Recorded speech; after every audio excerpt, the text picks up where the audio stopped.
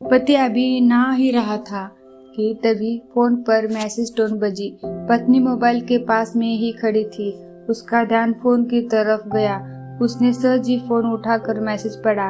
हाय, good morning dear. किसी baby का message था। पत्नी सोच में पड़ जाती है कि अब ये बेबी कौन है। तब तक पति भी नहा कर बाहर आ चुका है। पत्नी उसे किसी बेबी का मैसेज आया है बताती है। पति मुस्कुरा देता है, फोन उठाकर उस मैसेज का रिप्लाई देता है, hi baby, how are you, और अपने काम में लग जाता है। इस रिप्लाई को भी पढ़ती है। अब हर पल पत्नी के दिमाग में यही विचार गूंजता रहता है कि यह बेबी कौन है। शाम को पति घर आता है। पत्नी उससे पूछती है, ये बेबी कौन है। पति जवाब में सिर्फ मुस्कुरा देता है और फिर से अपने काम में लग जाता है। 2 दिन बीत जाते हैं। उन विचारों ने अभी तक पत्नी का पीछा नहीं छोड़ा था और फिर से पति के मोबाइल पर फिर एक बार बेबी का मैसेज आता है, आज तो मिलोगी कि नहीं, तुम्हारी बहुत याद आ रही है। इस मैसेज ने आग में घी का काम किया। पत्नी का शक और भी ज्यादा पक्का हो गया। बीच बीच में ऐसे मैसेजेस का आदान प्रदान होता रहता और पत्नी के मन में शक की जड़ी और गहरी होती गई। पति पूछने पर भी जवाब में सिर्फ मुस्कुराहट के और कुछ नहीं कहता। यह शक गुस्सा बनकर तब ज्वालामुखी की तरह फट पड़ता है जबकि दिन उसे अपने पति के जेब में सिनेमा की 2 टिकटें मिलती है। पत्नी अपने पति से बहुत झगड़ती है। पति उसे समझाने की कोशिश करता है लेकिन वह कोई भी बात सुनने को तैयार नहीं है। पति को भी उस पर गुस्सा आ जाता है और यह झगड़ा और भी ज्यादा बढ़ जाता है। गुस्से में पति घर से बाहर निकल जाता है। पत्नी का गुस्सा पति से कई गुना ज्यादा है परंतु वो अपना सारा सामान पैक करती है। एक चिट्ठी लिखती है कि मैं मायके जा रही हूँ हमेशा के लिए और पति का घर छोड़कर चली जाती है।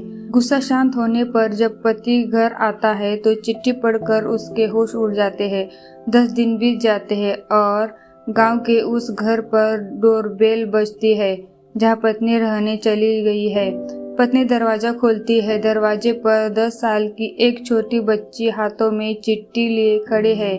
वह पत्नी को वह चिट्ठी देती है। बच्ची से वह चिट्ठी लेकर पत्नी चिट्ठी खोलकर पढ़ती है, डियर वाइफ, जिस बेबी की वजह से हम दोनों में इतने झगड़े हुए और तुम हमारा घर छोड़कर यहाँ चली आई, यह बच्ची जो अभी तुम्हारे सामने खड़ी है वह वही बेबी है। अनाथ आश्रम की एक प्यारी बच्ची। इसी के साथ मैं बातें करता था, सिनेमा जाता था। पहली बार जब तुमने बेबी के बारे में पूछा था तो मैंने जानबूझकर तुम्हें नहीं बताया था।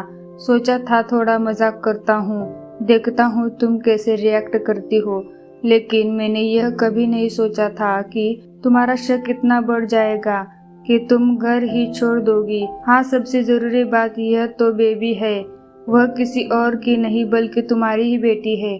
रुको, अपने आप को संभालो और आगे की बात ध्यान से पढ़ो। हमारे शादी के 2 साल पहले की यह बात है।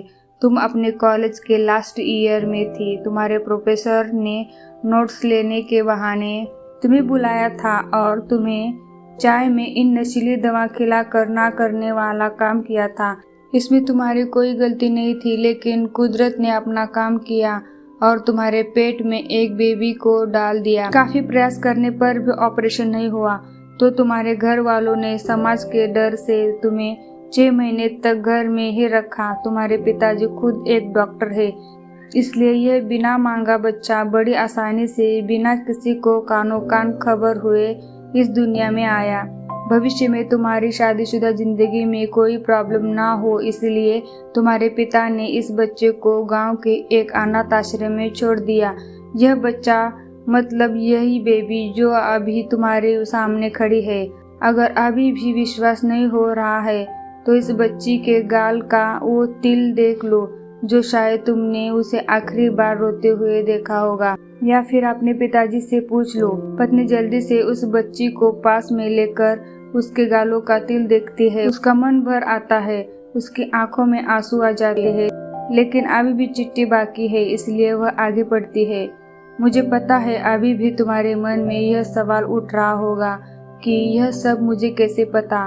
तुम्हें बता दूं कि यह सब तुम्हारे खुद के पिता ने ही अपने मन में उठ रहे पश्चाताप को शांत करने के लिए शादी के 1 महीने पहले मुझसे मिलकर सारी बात मुझे बताई थी। उन्होंने यह भी कहा था कि अगर मैं चाहूँ तो शादी को इनकार कर सकता हूँ। मैंने तुम्हें स्वीकार किया क्योंकि इस पूरी घटना में तुम्हारी कोई भी गलती नहीं थी और हमारी शादी हो गई। तुमने मुझे बहुत प्यार दिया, लेकिन तुम्हारे पिता से बेबी के बारे में जानने के बाद मैं उसे मिले बिना नहीं रह पाया। मैंने बीच बीच में उससे मिलता था। उससे मिलना, उसके साथ समय बिताना मुझे अच्छा लगता था।